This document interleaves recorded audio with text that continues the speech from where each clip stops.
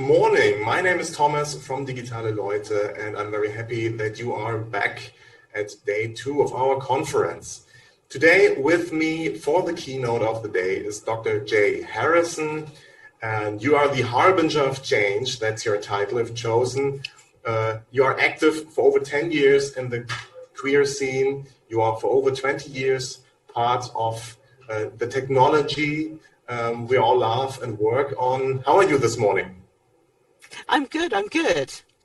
Awesome. So your topic today is the biggest thing I've learned from 20 years in technology: inclusive teams deliver. Without further ado, the stage is yours. Have fun. Thank you very much. Hi, everybody. So I'm Dr. J. I use they as a pronoun. As Thomas said, my job title is Harbinger of Change. Thoughtworks gave me the chance to write my own job title, and I thought, why not be fabulous? So what I'm going to talk about is what I've learned from 20 years of working on teams. And the TLDR is essentially inclusive teams deliver. So I'm going to talk about what an inclusive team is, how we spot them, why mindset is so important, and how we can go about making that mindset change.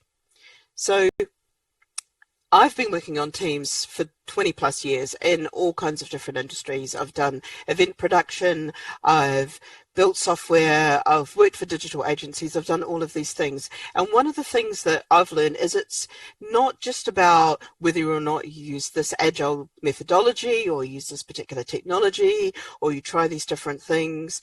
It's always been about inclusive teams delivering. So what I'm going to do is just break it down first. What do I mean by a team?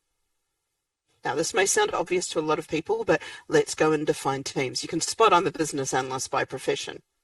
So a team is a group of people. They don't need to have a vision. They don't need to have set roles. We don't need to have defined numbers. It's a group of people who have come together to do something with some purpose in mind, but they're just a group of people. And what do I mean by deliver? Am I talking about velocity? Am I talking about how we track things on walls? Well, I'm just talking about making something happen. So when we talk about an inclusive team delivering, we're talking about a group of people who get together and make something happen. And they're really able to make that change, make that thing happen.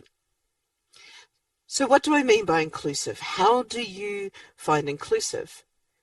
Well, I found inclusive to be all voices are contributing and all voices are valued. The team, everyone on the team is included. Everyone on the team feels part of the team. So how do you spot an inclusive team? Now, I've walked as a consultant, as a freelancer, as somebody working across a whole pile of different places. I've walked into spaces and I can spot an inclusive team almost straight away. So I thought about what are the things that I look for and what are the behaviors that I see that tell me that team is being truly inclusive. One of the first things is that everyone on the team is able to talk without fear. They're able to share things from their lives. They're able to share things from their lived experience. They're able to share things from their friends. They're able to share things from their community without any fear of being told, oh, that's just you. Without any fear of being told, oh, but that doesn't really happen. They're able to share and be as open as possible. They're able to bring their whole selves and talk about it with the rest of the team. Their mode is a focus on listening before talking. So this is a focus on trying to understand what everyone else's ideas and opinions are before they express their own. It's about the way that you're thinking when somebody is talking as well. You're listening to the person. You're not thinking about what you want to say. The team is focused on listening and understanding and empathizing with each other. There is a focus also on consensus decision making, and this is a really key point about inclusive teams. They will make decisions generally by consensus. Everyone on the team will express their opinion, and the team will find the way forward that is the best for the entirety of the team. Everyone feels part of that decision. Everyone feels that they've contributed to it. Everyone feels that they own part of that decision of the way forward. And there are equitable chances to contribute.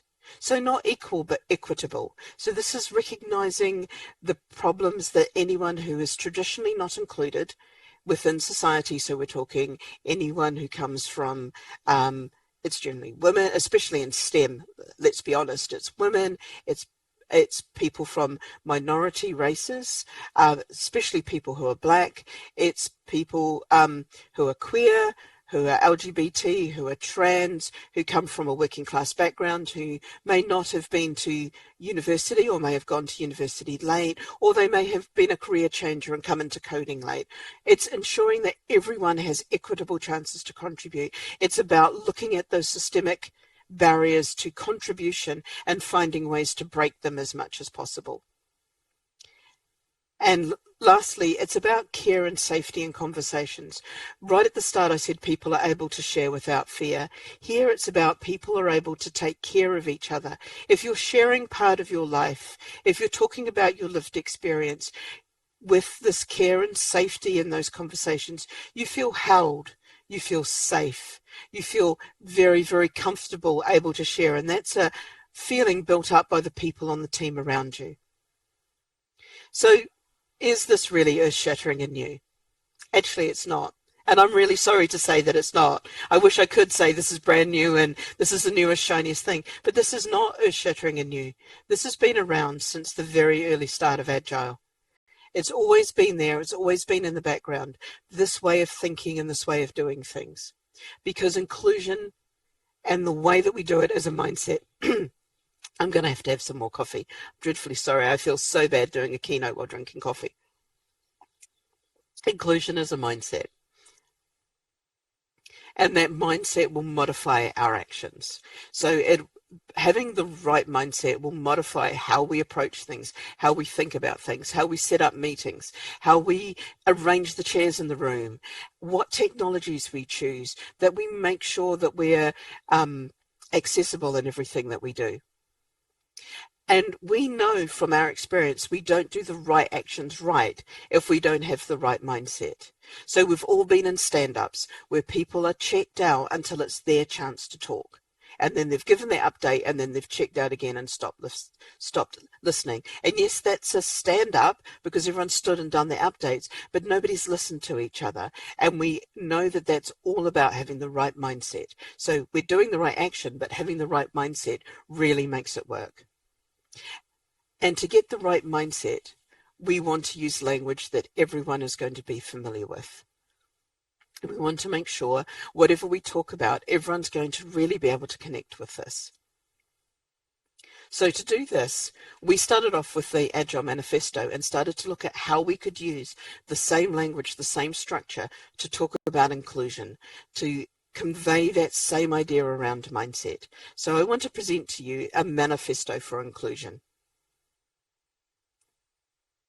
We are uncovering better ways of building a diverse and inclusive technology industry by doing it and helping others do it. Through this, we have come to value a focus on issues over a focus on identity.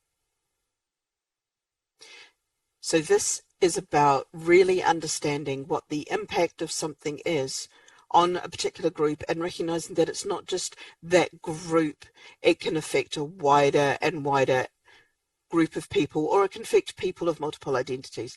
For example, feedback is an issue. Feedback is an issue for anyone who from a traditionally not included group, because we're often given feedback that says to us, we're not a cis white straight man. And this impacts on women, this impacts on people who are neurodiverse, this impacts on people who are queer or gay, this impacts on people who are Black or from a minority ethnic group. So it's not about the identity, the issue is around the way that feedback can be given, it's around some of the language that's used in feedback, and it's around some of the historical ways that feedback has been used for people. So by focusing on the issue and solving the issue is far more important than focusing on the different identities. This is not to say that identity isn't important, and it is important to have a focus on identities, but we're saying a focus on issues. We're focusing on issues over that focus on identity. Guidelines and flexibilities over policies and processes. So here's a question for you. How would your company handle somebody who is polyamorous and is in a three-way relationship? This person has two partners. How would this person get into your benefits process? How would this person be able to provide and access benefits if they have two partners? Would they be able to choose which partner gets which part of their policies, or would they have to choose one? What is the flexibility? What are the guidelines there? How are you able to flex what you're doing to allow somebody to bring their whole selves to work, to have that ability to be who they are and to fit, and to also fit and partake in the benefits that you are providing to your employees? Two-way communication over education. Now, this one can be really, really hard, but when somebody does it wrong, if we move into a mode that's about education, it sets up a dynamic of right and wrong, of good and bad. By putting the effort in and looking and focusing on two-way communication, you can build empathy, you can understand each other's positions. You can really get to understand where somebody is coming from, and you can start to build a way forward that takes everyone on a journey. Making an inclusive space over reporting numbers. So as a non-binary disabled queer, I know that I'm really great for your reporting of numbers. I tick at least 3 boxes, maybe more, and it's about that reporting of numbers can become a focus. And what tends to happen is you come in as somebody who is different to the rest of the group, and while you're welcomed, there just isn't space for you to bring your whole self, to talk about your life, to bring your lived experience. So we're talking about making that inclusive space is more important than reporting the numbers. But like the Agile Manifesto, this is not a binary. There is value in items on the right, and we value the items on the left more. So here is the manifesto for inclusion.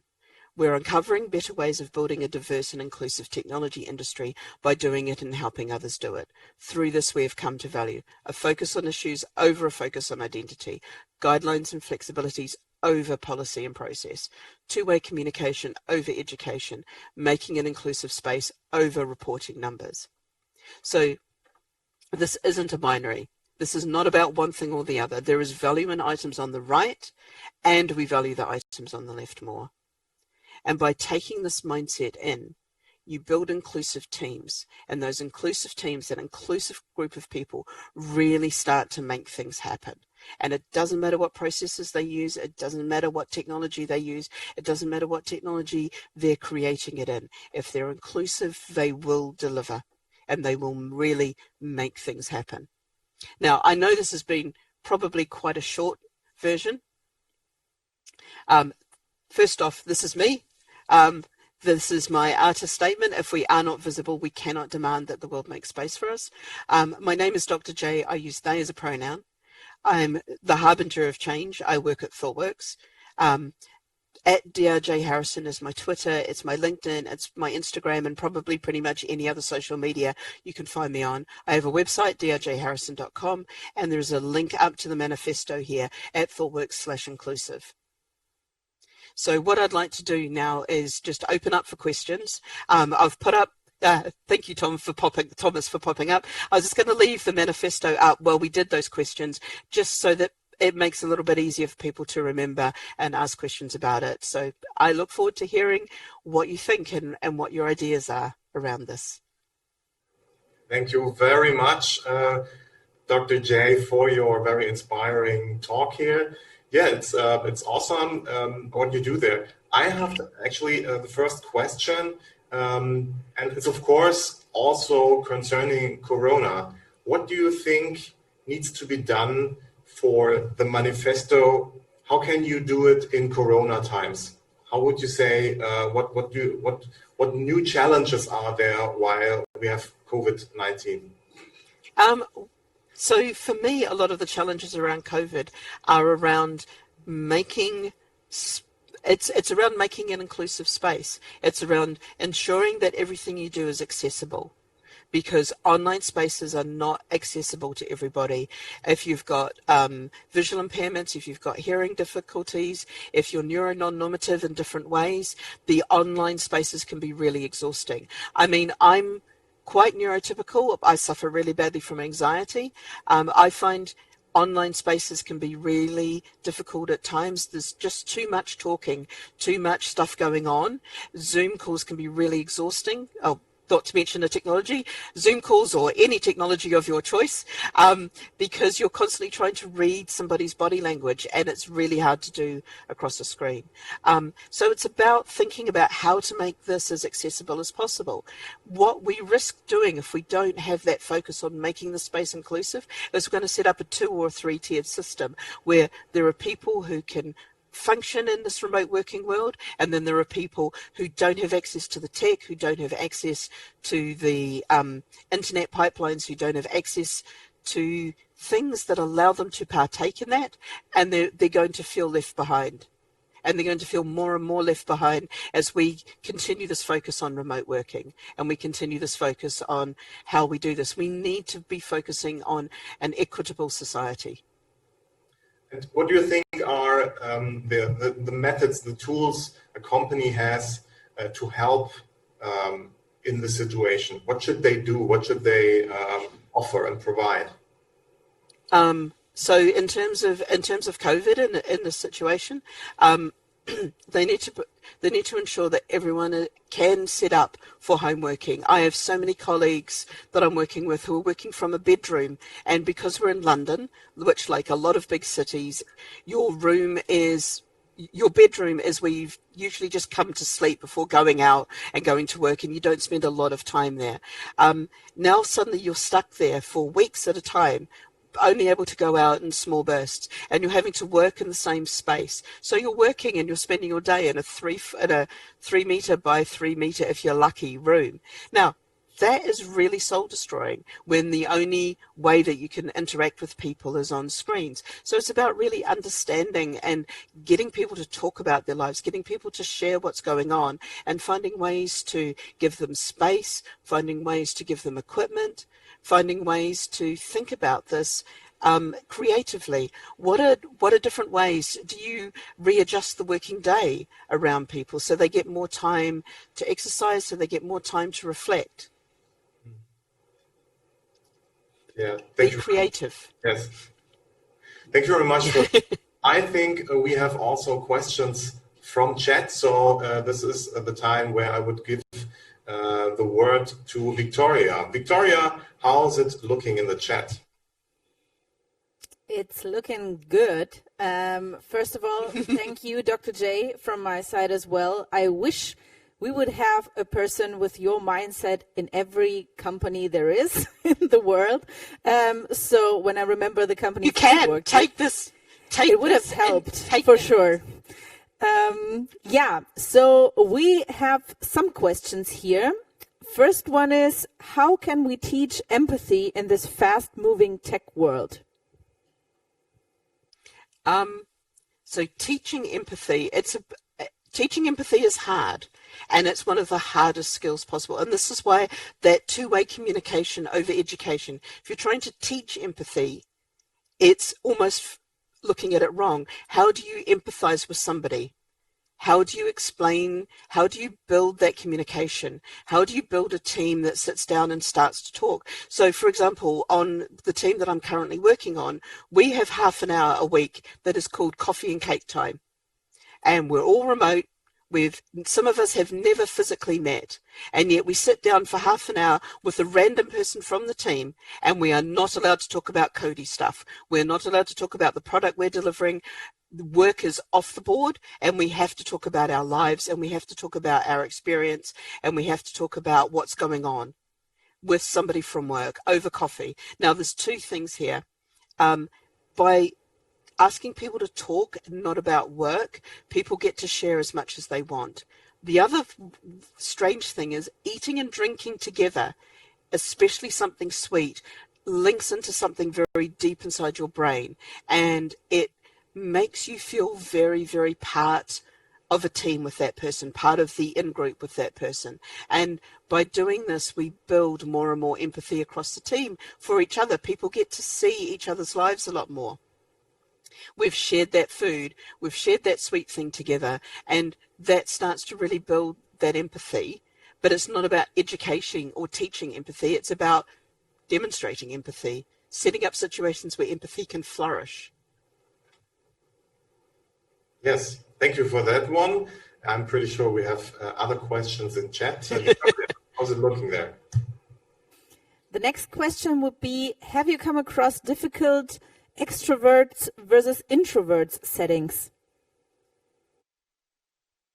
Oh yes, I may look like an extrovert. I'm really not. I spend a lot of time stopping and thinking about things, and people exhaust me, which is the difference between an extrovert and an introvert. That's how I define it. An introvert is somebody who's exhausted by people. An extrovert is fed by people. When you're on teams, you end up with people who talk to think, so they will talk a lot, and you have people who think to talk. They'll be very quiet, and then they will eventually say something. And it's about making space for those two different styles of thinking. When you have a team that's very talkative and there's a few quiet people, one of the challenges, that is a very challenging situation. And one of the ways that I've approached it is I've talked to the very talky people and said,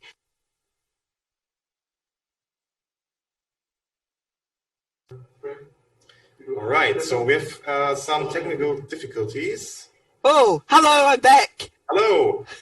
Hello. I think I might have said a bad word there, and I hope it wasn't recorded. No, we didn't hear it. It's fine. Oh, good. I was talking about how to make extroverts and introverts. Yes. Yes. So I was saying that you ask the extroverted people and you challenge them to make space for the introverts. So one of the ones that I've just done with my team, where I've got a lot of extroverts, is I've said, once you've spoken, you can't speak again until an introvert speaks. However you do it, it's not about telling the introverts that they need to be louder. It's telling the extroverts to help make space for the introverts, to find ways of getting them to contribute and talk, whether it's in the chat, whether it's having a sideline chat, whether it's coaching somebody and saying, you have such good ideas. And you'll find out why people won't talk, whether it's because they're struggling with the language. People like me talk too fast and too excitedly and they're a bit intimidated, whether that's a culture and they're trying to change that culture, but that takes a long time. So it's about really understanding why people aren't talking and finding ways of making space and making space for them to contribute. Absolutely. All right. I think we have time for, of course, another question. Victoria? Yeah, next question is, which actions do you think should or could be taken as first to promote or improve inclusion within any organization to assure the best possible outcome, short or long term? Wow. Okay, a magic bullet? No, I don't have one. What actions would you take? First off, hire difference. That's got to be your first point, is when you see somebody and you think they're a bit different, I'm not sure if they'll fit on the team, they're different, hire them. Give them a chance, give them a chance of being part of the team. And then get the team to focus on inclusion, get the team to focus on, there are different people on the team. Let's see how many different voices we can get. Let's see how much space we can make for people to share their lives, to talk about what's going on, to make those spaces. And it's all of those 4 points. And I think the one that I'll talk about is making the inclusive space over reporting numbers. You hire difference because that's part of your reporting numbers, but you make that inclusive space. You make people feel valued. So it's all voices contributing and all voices valued. That second point is the hardest point. Make people feel valued for their contribution. Make people feel valued for their difference. Not like, oh, you're our queer person, so you must know everything about being queer. No, I don't. I know about me being queer. I know about me being non-binary. I don't know every single route to it. So it's about allowing me to talk about myself and going, actually, we need to go and get some more voices from this area and bring them in and make that space more inclusive and that space safe to share and allow people to feel care when they share. Sounds very good. Sounds a little bit like a Care Bear. Well, caring is the foundation, right? To take care of Yeah. it. So we take care about the questions in chat right now. Victoria, I see there are a lot more questions. Please. Comes from Daniel, and it is: working with citizen entrepreneurs and scientist teams, how could I integrate the inclusive manifesto in these rather informal settings as opposed to work teams? So the Inclusion Manifesto doesn't just come from formal work teams. I've done a lot of work around working with festivals, working with performers. I've run events and I work a lot with activists. So I'm part of the Queer House Party who do like an online party and things like this. So there's a lot of activist thinking in here as well. It's the same ideas. It's about the mindset. So it's about the way that you approach it. So if you're working with a citizen group, it's about ensuring that you're as equitable as possible in who gets to talk, so that it's not always just the straight, white, middle-class people who have a bit more education, who are familiar with the language, who get to talk, and therefore their voices are the loudest. It's ensuring that there is space for those quieter voices, those voices who might be struggling to be heard, those voices who are traditionally not included in society, especially migrant voices, especially queer voices, and especially voices of Black and minority ethnic people. Just ensure that there are spaces for them to talk, and you arrange things. You talk to people. So it's always okay to have pre-meeting meetings. Pardon me. If you have somebody who's very noisy, have a pre-meeting meeting with them and challenge them not to make so much noise, but challenge them to use their privilege to make space for others. If they're very confident in the language, challenge them to help somebody else. Sorry, I shouldn't drink quite so much coffee. Challenge them to help somebody else who's maybe struggling with the language, who's struggling with the concepts. So pair them up with somebody and give them that, and that will help them build empathy and build bridges and help them understand those other viewpoints, which is a way of doing it. But it's about the mindset that you take into these. Hopefully that makes sense. I can hang around for a bit. I don't need to go back to the client quite so quickly. So I'm going to join the chat, and I'm DRJ Harrison, so I will be carefully plinky plonking back to you. Yeah, that's a nice one. If you have more questions to DRJ, please. Dr. J. Dr. J. But I think we have another question and also time for another question. So we should. Fantastic. Victoria, how's it looking? Yeah, maybe as a final question, which tips do you have in case you encounter resistance during this, let's call it, change process? Resistance is there. And one of the things that I've found, a minority voice like myself can meet a lot of resistance. And this is where people can use their privilege. So if sometimes I get resistance from, and let's just be blunt, I get resistance from older straight men. They'll look at what I'm doing, they'll look at me and go, whoa, this is too weird, I don't quite get it, just too weird. If I get somebody who looks like them, who says the same things, suddenly they're a lot more receptive to it. So I use, and I'm going to say accomplices rather than allies because I prefer that, I use my accomplices. I talk to some of my older straight white male friends and say, can you talk to so-and-so? Or sometimes even the team will do it without even thinking, and that's when you know that you've got it right. When you face resistance, this is where people can use their privilege. You can step in and go, I've said there's a bit of resistance to this, and this person looks like me. and sounds like me and has the same education as me, if I go and talk to them, I can find out why they're being so resistant. And by finding out why they're so resistant, we can start to change their mindset, and we can start to do that. And it's by building that bridge, because it's hard for me to build bridges on my own.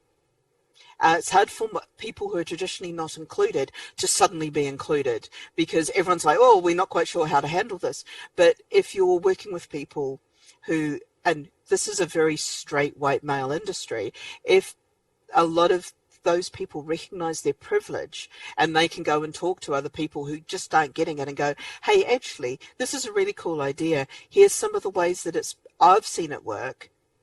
And that means that people go, oh, actually, this isn't just coming from this weird, crazy blue-haired person waving their hands all over the place. This is coming from somebody who looks like me, who sounds like me, who's got the same experiences as me. And people become much more receptive to that kind of change. Hopefully that makes sense. Absolutely. I think this is what we need to hear right now. And thank you very much for joining us this morning. Please drink more coffee. Also to our guests joining us today, please always stay hydrated. Take your fluids with you, please. Dr. J, thank you very much for joining us. Thank you. I was just going to say thank you so much for having me. This has been an absolute privilege, and I wish I could have come to Cologne for the first time and seen Germany rather than just seen my room. But it is lovely to see you and meet you all. Yeah, we absolutely would welcome you here. You fit perfectly into the city and to our mindset here. So we will make this happen one time. I'm pretty sure about that.